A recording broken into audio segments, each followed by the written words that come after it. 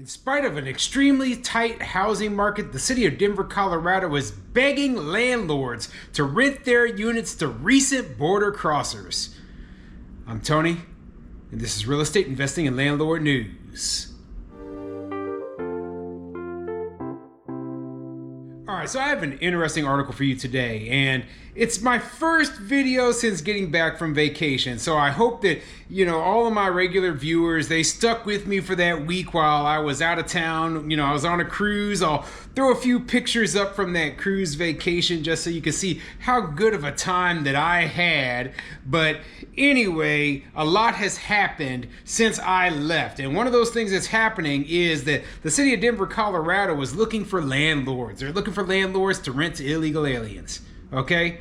And obviously, I'm not in support of this at all. Okay? So obviously right now we have a housing shortage throughout the entire country. So when we have hundreds of thousands, if not millions, of illegal aliens flooding across the border, do you think that's going to help with the housing shortage? Do you think that's going to help make housing more affordable? It's not like they changed the laws to make building housing easier. No. Instead, what they've done is they said, hey, we're going to give money so that these illegal aliens from these other countries can live for free or for extremely cheap here in the United States. So now they're competing for the same housing as the low-income American citizens. Okay, this is a recipe for disaster, absolute disaster. Okay, and while I don't normally care how a landlord makes their money, in my opinion, I just would not be willing to do such a thing. Okay, there are plenty of people out there where I don't have to get my money from the government, to support illegal aliens. There's plenty of people out there who need housing, can afford housing, and can pay on their own. So yeah, this is a bad deal. This is a bad deal, 100%. I'm not in agreement with it, and I want to bring you the exact details of what they're talking about in just a moment. So before I get into the article, go ahead, hit the like, subscribe button, maybe leave a comment down below. Let me know what you think. So do you believe that the government should be paying for housing for these recent border crossers, or as I like to call them, illegal aliens? Okay, do you think this is going to be something that's good or bad for the country, for the city, for the state where this stuff is happening? Okay, I'm just curious because I don't see an end to it. In fact, I think this will attract more people. And normally I'd be like, okay, well, you know what? It's okay if a landlord makes their money this way, but keep in mind how they're paying for this stuff. They're paying for it with your tax dollars. So when a landlord pays extremely high property taxes, realize that you're not even winning in this situation. You're paying your taxes out to pay yourself back. That's ridiculous, okay? This is not a winning situation, okay? What happens, and this is the same problem I see with socialism all the time, right? What happens when they run out of other people's money to spend? Okay, when the landlords, when the wealthy people, they just leave, or they're run completely empty, where they have no money left, okay? Well, guess what? All of a sudden, the entire socialist system will fail. Oh man, but anyway, let's get into this article. It's good to be back from vacation. This article is coming from Denverite.com, and it says, as Denver closes new immigrant shelters, it's asking landlords to rent to people exiting them. A call went out to landlords registered with the city on Tuesday.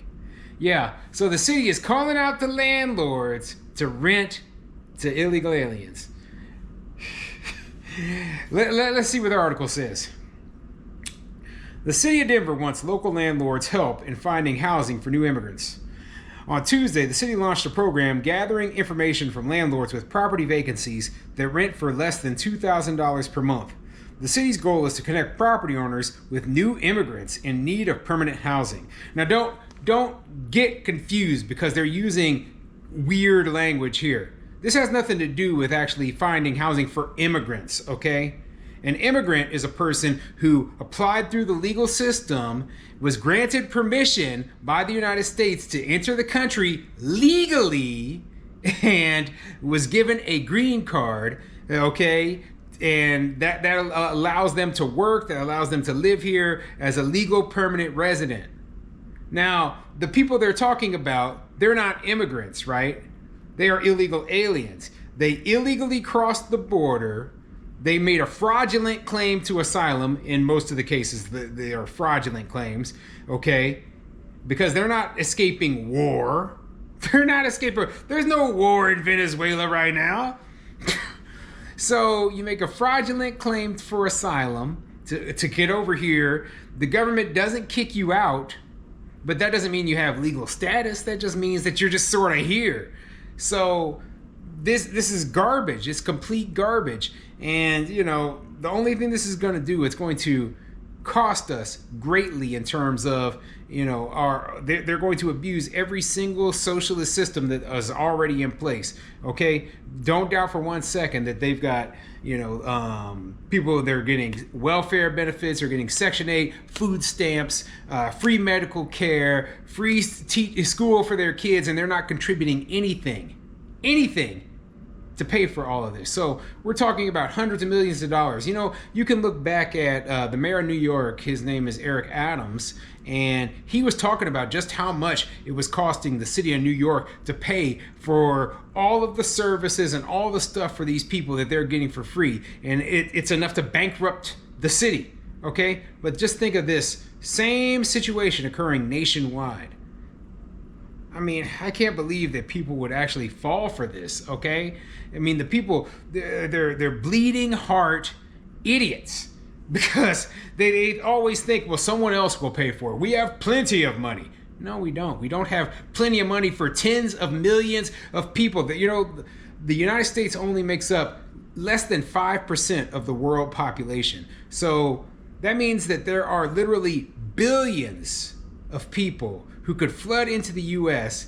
and take everything, and, you know, we use every dollar that we have, and we still wouldn't have enough to pay for all of them. Okay, that's why we need border controls. That's why we can't have these sort of socialist systems in place that incentivize people to come here. But, you know, I talk about my hatred of socialism all the time, and this should be a shining example of why it doesn't work. I mean, it's bad enough when you have a bunch of U.S. citizens doing this, but now imagine having to pay to support the entire world. It's impossible. It is impossible. They will take every single penny we have, and we will be more destitute than they were. Okay, more destitute, because we've got nothing. Anyway, I'm ranting. I'm only 2 paragraphs into this article. John Ewing, spokesperson for Denver Human Services, said the city has already started hearing from landlords who want to work with the city on the effort.